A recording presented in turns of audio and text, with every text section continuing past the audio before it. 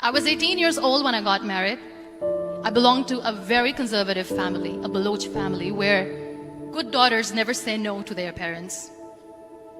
My father wanted me to get married, and all I said was, if that makes you happy, I'll say yes.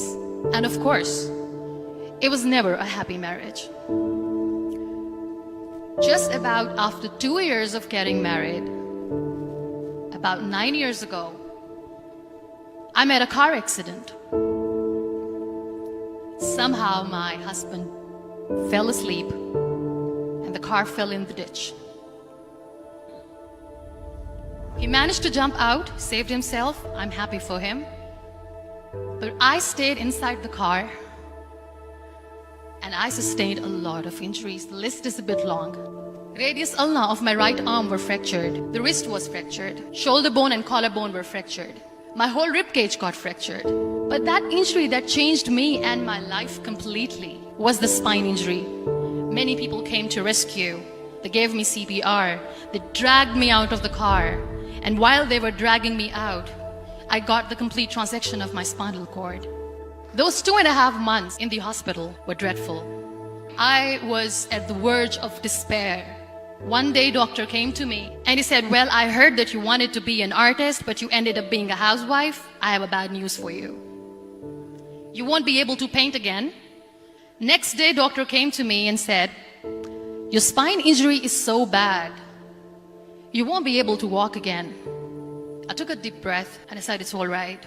Next day, doctor came to me and said, because of your spine injury and the fixation that you have in your back, you won't be able to give birth to a child again. That day, I was devastated. I started to question my existence. Why am I even alive? So what kept me going was, one day I asked my brothers, I know I have a deformed hand, but I'm tired of looking at these white walls in the hospital and wearing these white scrubs. Bring me some colors, bring me some small canvas. I want to paint. So the very first painting I made was on my deathbed, where I painted for the very first time. What an amazing therapy it was. Without uttering a single word, I could paint my heart out. I could share my story. People used to come and say, what lovely painting, so much color. Nobody could see the grief in it. Only I could. And that day I decided that I'm going to live life for myself. I am not going to be that perfect person for someone. I am just going to take this moment and I will make it perfect for myself. That I'm going to fight my fears. So I wrote down one by one all those fears. And I decided that I'm going to overcome these fears one at a time. You know what was my biggest fear? Divorce. But the day I decided that this is nothing but my fear, I liberated myself by setting him free. And I made myself emotionally so strong that the day I got the news that he's getting married, I sent him a text that I'm so happy for you and I wish you all the best.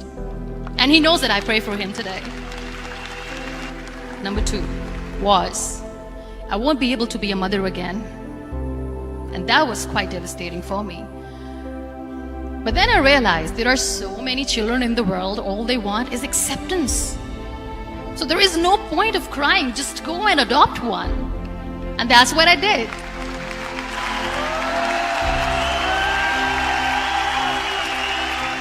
I gave my name in different organizations, different orphanages, and I waited patiently. 2 years later, I got this call from a very small city in Pakistan. I got a call and they said, are you Muniba Mazari? There is a baby boy and would you like to adopt? I could literally feel the labor pain. I said, yes, yes, I am going to adopt him. I am coming to take him home. And that day, I was 2 days old and today he's 6. You know, when you end up being on the wheelchair, what's the most painful thing? People think that they will not be accepted by the people because we, in the world of perfect people, are imperfects. So I decided to appear more in public. I started to paint. I have done a lot of modeling campaigns. I decided that I'm going to join the national TV of Pakistan as an anchor person. I became the National Goodwill Ambassador for UN Women Pakistan, and now I speak for the rights of women, children. I was featured in BBC 100 Women for 2015. I'm one of the Forbes 30 under 30 for 2016. So when you accept yourself the way you are, the world recognizes you. It all starts from within. We have this amazing fantasy about life. This is how things should work. This is my plan. It should go as per my plan. If that doesn't happen, we give up. I never wanted to be on the wheelchair. Never thought of being on the wheelchair. This life is a test and a trial, and tests are never supposed to be easy. So when you are expecting ease from life, and life gives you lemons, then you make the lemonade, and then do not blame life for that. It is okay to be scared. It is okay to cry. Everything is okay, but giving up should not be an option. They always say that failure is not an option. Failure should be an option, because when you fail, you get up, and then you fail, and then you get up, and that keeps you going. Embrace each and every breath that you are taking. Celebrate your life. Live it. Don't die before your death. Real happiness lies in gratitude. So be grateful, be alive, and live every moment.